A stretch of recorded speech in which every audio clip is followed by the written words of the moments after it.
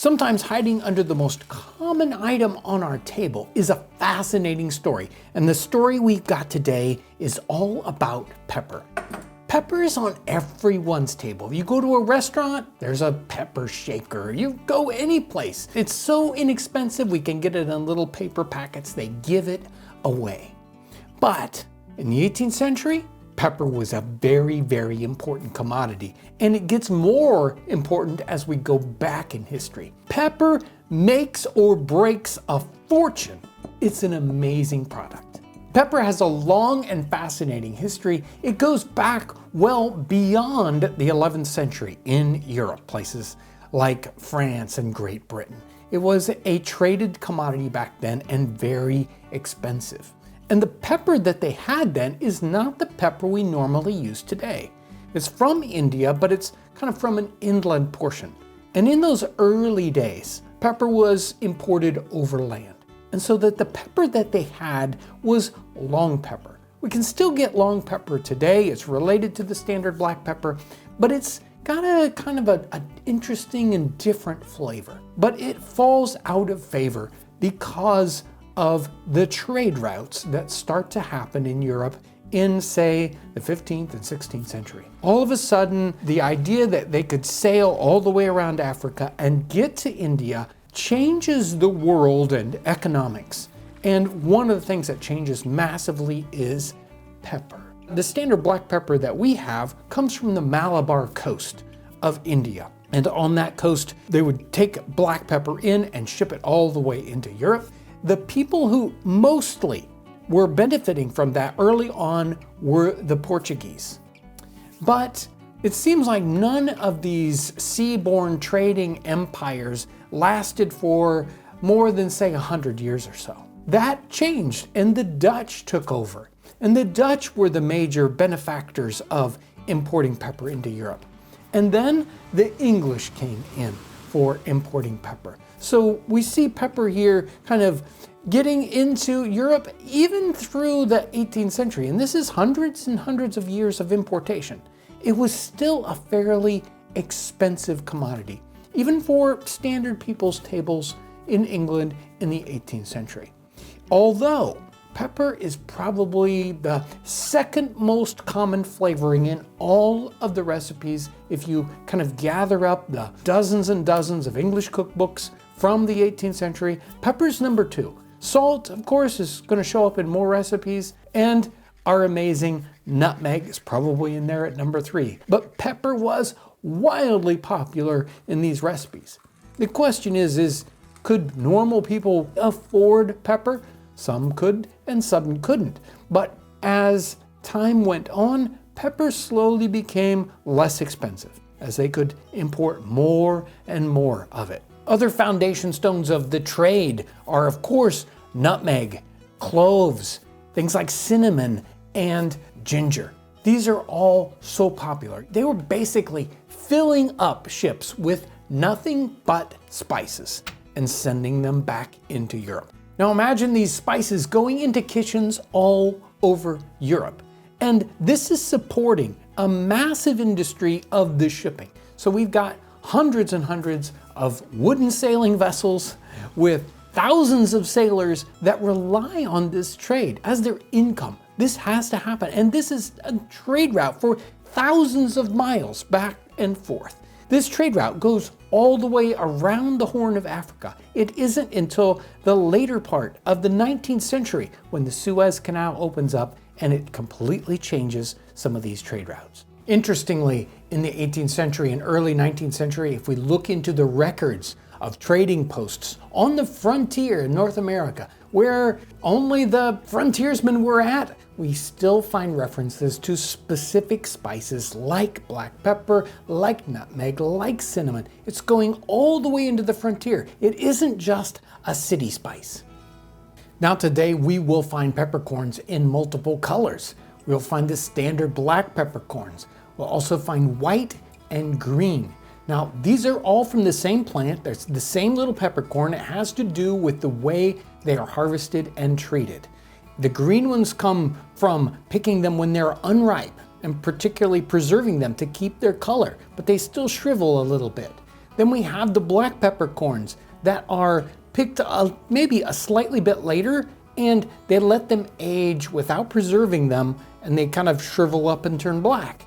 And then there's the white peppercorns that are picked even later, and then they're soaked to get the skin off them, and they make them turn white. Now, in the 18th century, if we're looking at references to that, we will only find black and white specifically mentioned, but they do mention black and white. So both of those are good for historical cooking. We think of black pepper that we have on the table as a flavor enhancer to our food. But the reality is that it's a lot more in the 18th century than just an added flavor. They'll add pepper in to the recipe itself for different kinds of reasons. Sometimes it is just mainly a flavor. Other times it's actually to sort of boost a whole section of flavors. How do I make this whole thing spicy? And so pepper takes over and does that in a different kind of way. Sometimes you just put a lot of pepper in it for a different kind of reason. Also, pepper is used as a preservative. They would put lots of pepper into something like a collared beef recipe, where you would take beef and you would kind of stuff it with pepper and then wrap it up tight to preserve the meat for a later time period. Now, that's gonna bring its own kind of flavor in.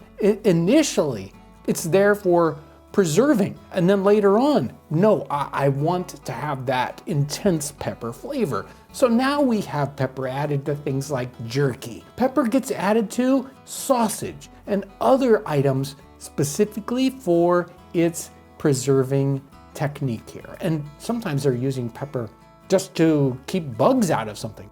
Pepper isn't just for food and flavoring, it isn't just for preserving, but it's also used medicinally, and talked about that. As early as Culpeper's Herbal in the 16th century, he was mentioning pepper being the hot and dry part of medicine at the time period. They were into the humors. So hot and dry is one of those categories, and you would use that against something like cold and moist ailments. So maybe you have a problem with digestion or worms. Pepper might be the cure for that. We also have pepper for its economic purpose. Yes, we talked about the trade so far, but there's another aspect of pepper that I never thought about, and that is the idea of the peppercorn rent. In the early time period, I think as early as the 11th century, it was legal to pay your rent with pepper instead of with money, because money might be hard to come by. And pepper was worth a lot. We think it starts with King Ethelred in something like 1013 or 1014. Ships coming in to Billingsgate had to pay a toll to deliver their goods. And what was that toll? A 10-pound sack of peppercorns. So at times when you want to give something away or make it very, very inexpensive, today we would say, I will rent this to you for $1 a year, right? Well, in the 18th century, they had the peppercorn as that idea. So they would rent things for as little as 1 peppercorn a year. Even into the 20th century, the peppercorn is legal to use. Legal decisions have been based upon this idea. Even if the person who received the peppercorn doesn't like pepper and they throw it out, it's still a legal consideration, and it's still used today. There is a fascinating story about the American importation of black pepper. In 1793 or 94, Jonathan Carnes is off the coast of Sumatra in a sailing ship that wrecks. That is a disaster. People are losing lots and lots of money. He discovers that in Sumatra they are growing black pepper, and more importantly, there is nobody that has the monopoly on that pepper. That's what makes pepper so expensive in the earlier centuries, is because a particular company would own the rights to everything, and they would control the price. Well, Jonathan Carnes comes back with that secret to Salem, Massachusetts, and he talks to rich investors, and he gets a few to back his trip with another sailing ship into Sumatra. He tries to keep this a major secret because there is a lot of money in pepper, even in America in the late 18th century. He gets to Sumatra at the wrong time of year. He has to wait through the entire growing season so that he can load his ship with black pepper. But he does, and he comes back to Salem, Massachusetts with an entire shipload of pepper, and he makes a 700% profit. That was a good trip. He tries again to keep that secret, but of course he's got sailors on board. The secret leaks out, and multiple ships are now going from Salem, Massachusetts to Sumatra for this amazingly profitable trade. Pepper becomes so inexpensive. The market is glutted in Salem after a few years, and the Americans begin importing pepper into Europe. It is an amazing story. Since pepper was so expensive in the 18th century, they had substitutes. And some of the cookbooks talked about looking for fake pepper. So it was expensive enough that people were trying to make substitute pepper look like it was really pepper. What were they using? Well, sometimes they would bulk up black pepper with long pepper. They also had some other substitutes. And we have things like grains of paradise. Now, grains of paradise is an interesting story all by itself. This comes from Africa instead of coming from India. It's a much smaller little grain. It does have a peppery flavor, and sometimes it was used to adulterate things like beer and other things that needed to have kind of a peaked flavor. And in fact, at one point in Great Britain, grains of paradise were illegal for the use of spicing up your beer. There's one that's a little harder to document in the 18th century called pepperwort or peppergrass that's likely used in that sort of frame. So pepper, we know, was just that desirable that if you couldn't afford one kind, you tried to get something else that would still give you that super flavor peak. Now, there are any number of recipes that we could pull from 18th century cookbooks that would give us a pepper concept, but I wanted one that was specifically peppery in the title. And I found a recipe in The Whole Duty of a Woman from 1737, and it's called a sauce with pepper. So we know pepper was the major punch in this sauce. It's like a super gravy. And let me tell you, this recipe should have a lot of punch to it, just massive quantities of flavor. Here's the recipe. Put vinegar in a saucepan with a little veal gravy, green onions whole, an onion cut in slices with a slice or two of lemon. Season with pepper and salt. Notice it's not salt and pepper, it's pepper and salt. And after a boil or two, taste it. Strain it off, pour it into a saucer, and serve it up hot. Now that sounds like a sauce. We're gonna start off one step back here. Not in the saucepan, but actually in the frying pan. I'm gonna cook a big chunk of beef here so that we can deglaze the pan and start to make this sauce. After our beef is nice and cooked, we're gonna take the beef out of the pan and we're gonna deglaze the pan here with our ingredients. We're gonna start off with our vinegar, and it will start to take up all that wonderful beef flavor. Next up, it calls for a little veal gravy. Well, we are going to use beef stock and beef broth mixed together here. Nice thick stock. This is the kind of thing that they would normally make ahead of time in the kitchens whenever you're cooking a lot of beef. Next up, we've got green onions. I'm gonna slice some green onions. I'm tossing them in here, as well as some slices of onion. Now we wanna let this cook for a little bit. All these solids are going to get strained out, so we need to have all these onions release their flavor. We also have a slice of lemon, again, giving us a little more acid, not like we don't have enough already with the vinegar, but a little bit different flavor that we're gonna add in here. So a slice of lemon. Now let's add in our pepper and salt. We already know that our stock is probably gonna bring in some salty flavor. We might not need a lot of salt here. They do call for specifically tasting this. He only says here at a particular point, but we're gonna taste this all through our session here so that we know how much of these ingredients to add. So taste it, we'll know how much salt to put in. Now we let this boil a little while. Some of these recipes have some great descriptions of how long to let it boil, things like a wallop of boil. just a very, very short time, just one bloop. But here we're gonna let this simmer for a little bit. Nice low fire.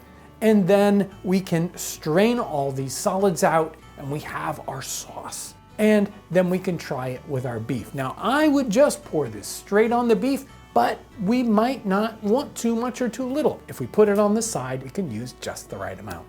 This gravy smells amazing. I only tasted it right there before the salt. I can't wait to see how this is really gonna mix in here. Before we try it in any other way, let's just try out the sauce all by itself. And we got some nice little particles here. We can see the pepper in it. I probably could have put even more in. Let's find out. Okay. The vinegar is super in here. We've got the gravy, and it's really just filling it out with beef flavor. And then you can really detect the lemon in there, and of course the salt and pepper. And I think you could go crazy. Some people probably looked at me putting the pepper in and said, oh, that's too much. And that was fresh ground pepper, but I think you could just keep going, and could be that's really, I mean, this is a sauce with pepper. So let's try it out with the beef. That is, oh, woo.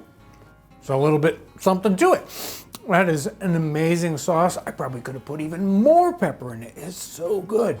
The recipe calls for serving it up hot, and you definitely want that. This is really a major boost to something that's just plain old beef. And the beef in the 18th century was probably a good bit tougher than it is today. So a sauce like this would really bring it up.